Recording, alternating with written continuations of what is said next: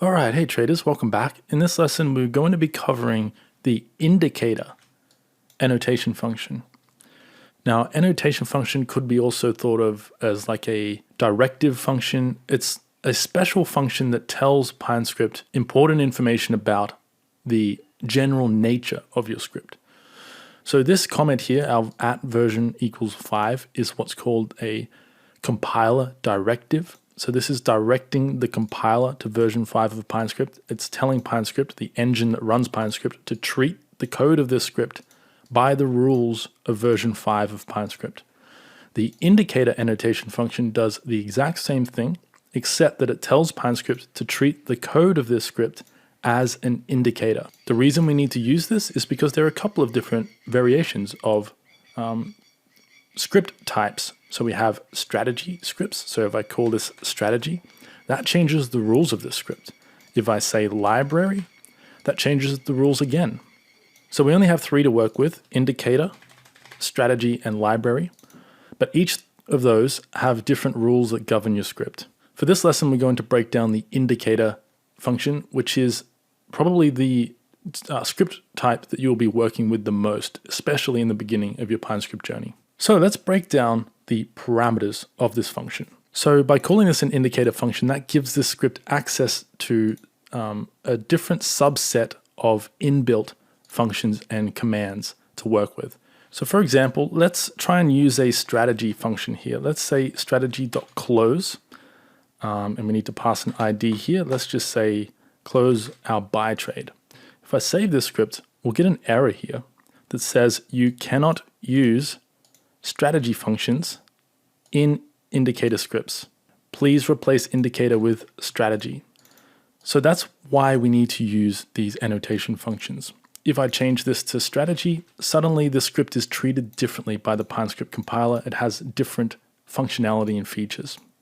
But let's stick with indicator for this lesson, and let's break down what we can do with this indicator function. So if I hover my mouse over indicator and hold down Control or Command on a Mac and click on this function, on the name of this function, we'll get the PineScript language reference manual popping up here, and this will tell us all of the various arguments we have to work with here.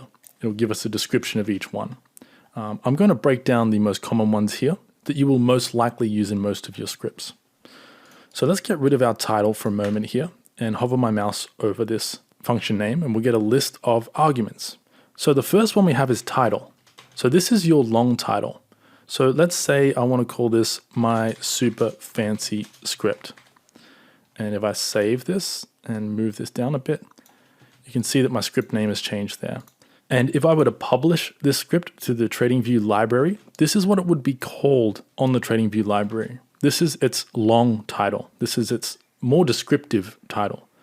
But you can see that it takes up quite a lot of space on my chart. And if we had a lot of plots here, a lot of numbers plotting out here, having a long indicator title name could be a problem.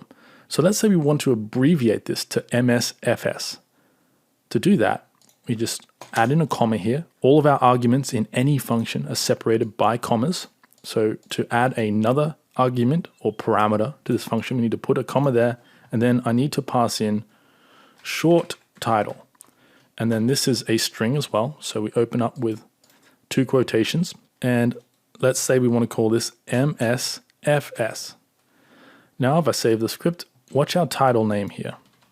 It's now abbreviated to MSFS, but our official title is still my super fancy script. And if I were to publish this to the TradingView library, that is still what this script would be called. But when it's added to our chart, this is what it will say in the indicator box. So that's how our titles work. Next up, we have overlay. So by default, overlay is set to false. So if I save the script, having it set to false draws into its own box. You can see we're in our own oscillator box here, like the RSI or stochastics, MACD, those sorts of indicators. They are drawn into their own indicator box. They're not drawn directly on the price action like a moving average would, for example. But if you want to draw over price action, say you're working with a moving average script, for example, you want overlay to be set to true. Overlay just means it overlays over your price action. So if we set this to true and save the script, first, nothing will happen because we've already added the script to our chart. So to update this particular parameter, we need to remove our script by clicking on this remove button here and then re-add it to our chart. So now when I click add to chart, overlay will be updated and it will be drawing over price action. So if I zoom in here, you can see that this script is just plotting the closing price. So it's connecting the closing price of all of these candles on my chart directly over price action. So that's what overlay does. Next up, we have format. So let's set overlay back to false and remove the script, save it, add it back to my chart.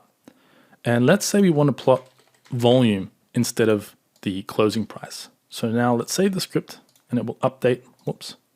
It will update and now it's plotting the volume of each bar onto my chart. Let me go out to the daily so that we get a higher number here. So notice this number down here is an exact number of the volume printed. It's not that readable. We don't really need to know the exact quantity of shares traded on a stock or in the crypto market, how many of a particular crypto asset was traded. In this case, we're dealing with ticks, price ticks on the Forex market, tick volume. We don't need to know the precise number. So if you are dealing, this is mostly useful for volume. I don't really know of any other use cases where you'd want to do this, but this format parameter, you can see down there above the blue underline, format can be set to format dot, and if I press Control space or Command space on a Mac, you get a list of the various formatting options we have to work with here. I'm not going to go over all of these. You can play around with these in your own time to see what they do. It's not often you will need to change the format of your script anyway, but in today's example, we're dealing with volume right now. So let's click on volume and save the script. Now keep an eye on this number here.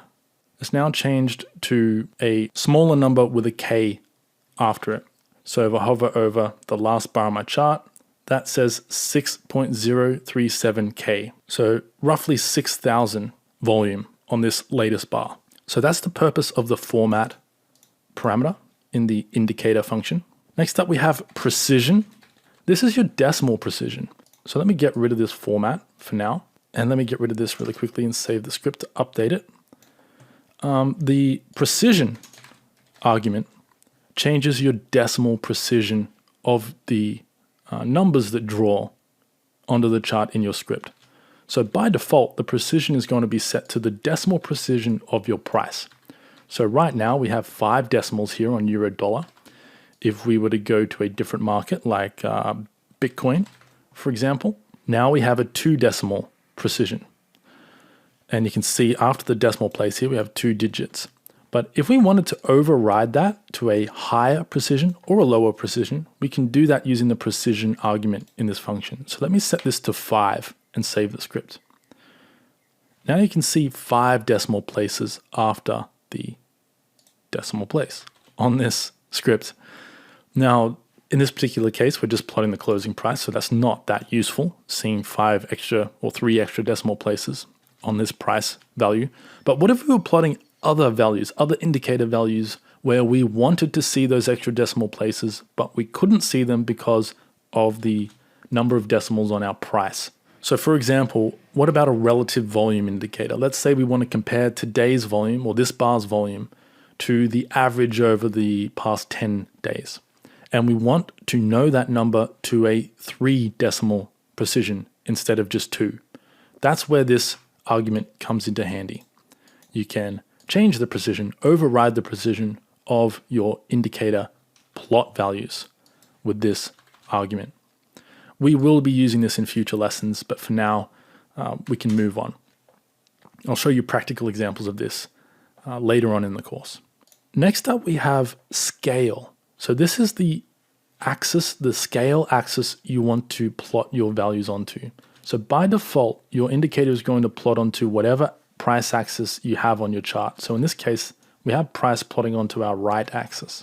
But if we wanted this to plot onto our left axis, for example, you can use the scale argument here. So we can set scale to scale dot control space. Let's set it to left. and save the script. And we need to remove the script to update this and add it back to our chart. Now you can see that our values here are being plotted onto the left scale, not the right scale. So again, not often you will need to do this, but there is the option to if you need to. Let's get rid of that for now.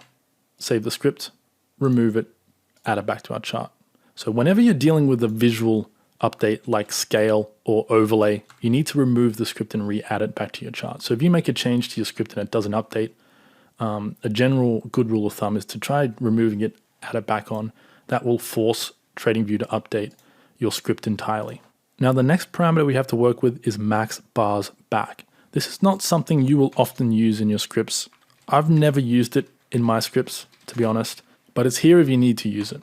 Now this tells the script how many bars back it can reference from whichever current bar it's calculating on.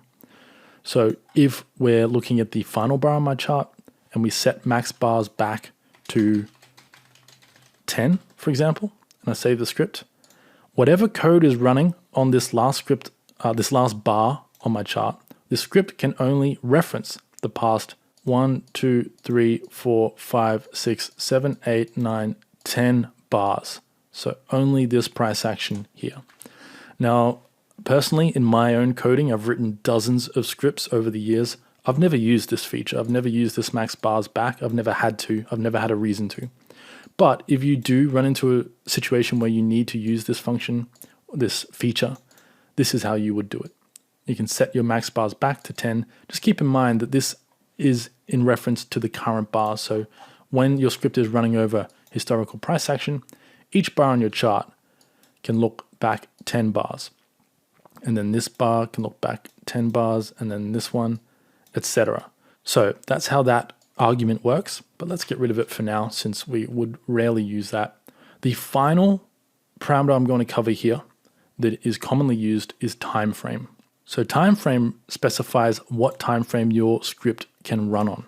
So for example, let's drop down to the 4-hour chart and change this to D, short for daily, and save the script.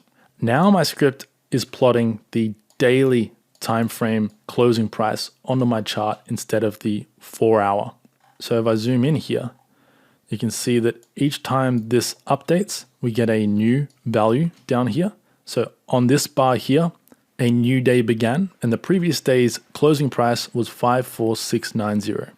And then on the bars in between, we get NA because these 4-hour bars are plotting in between the next day. And then on that next day's beginning, we get the previous day's closing price, which was 57487, and so on. So that's one way to hard code your script to only reference a particular time frame. I wouldn't recommend doing this. There are better ways to do this, depending on the script. If you have a script that you only want to reference a particular time frame, you might want to hard code it this way. But if you have a script that you want to be able to use on multiple time frames, you're better off using user inputs to specify the time frame of your script. And we will cover that in future lessons. I don't want to overload you with too much information, so we'll leave this lesson here. If you want to see what these other parameters do, again, just hold Control and click on this function name, and you'll get a list of the arguments we have here with detailed descriptions on how they work. But anyway, that'll do it for this lesson. I'll see you in the next one.